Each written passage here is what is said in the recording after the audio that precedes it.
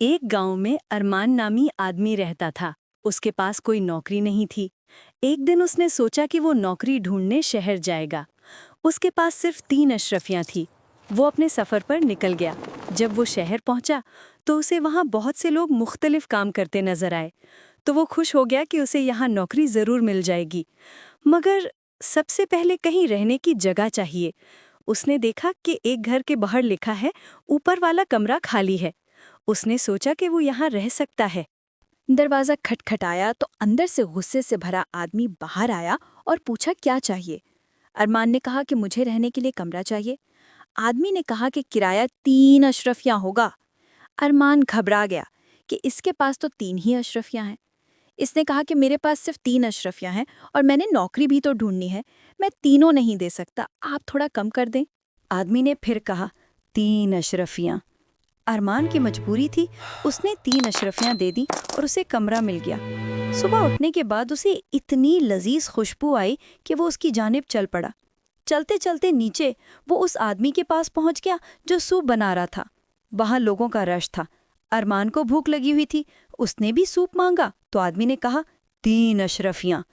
ارمان نے کہا کہ میرے پاس کوئی اشرفی نہیں ہے، آپ مجھے ایسے ہی سوپ دے دیں۔ لیکن آدمی نے کہا 3 اشرفیاں۔ ارمان نے کہا میرے پاس کوئی اشرفی باقی نہیں ہے، آپ مدد کریں۔ لیکن آدمی نے کہا 3 اشرفیاں۔ مجبوراً اسے بھوکا رہنا پڑا۔ خیر وہ واپس آ کر کمرے کی بالکنی میں بیٹھ گیا اور سوچا کہ سوپ کی خوشبو ہی سونگھ لوں، شاید بھوک مٹ جائے۔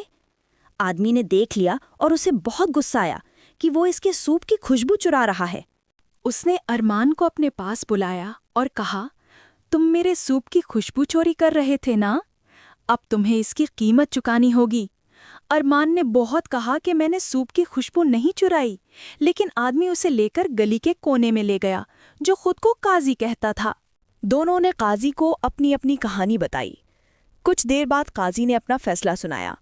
وہ کہنے لگا ارمان نے تمہارے سوپ کی خوشبو چرائی ہے، یہ لو اس کی قیمت۔ یہ کہتے ہوئے قاضی نے اپنی میز پر ایک ایک کر کے 3 اشرفیاں پھینکی۔ 3 بار ٹھن ٹھن ٹھن کی آواز آئی۔ قاضی نے کہا تمہیں سوپ کی خوشبو کی قیمت مل گئی۔ غصیلا آدمی کہنے لگا مگر یہ تو صرف آواز تھی۔ قاضی نے کہا ارمان نے سوپ کی خوشبو چرائی ہے، سوپ نہیں، تو تمہیں میں نے سکوں کی آواز سے قیمت چکا دی ہے۔ عقل مندی سے ہر معاملے کا حل نکل سکتا ہے۔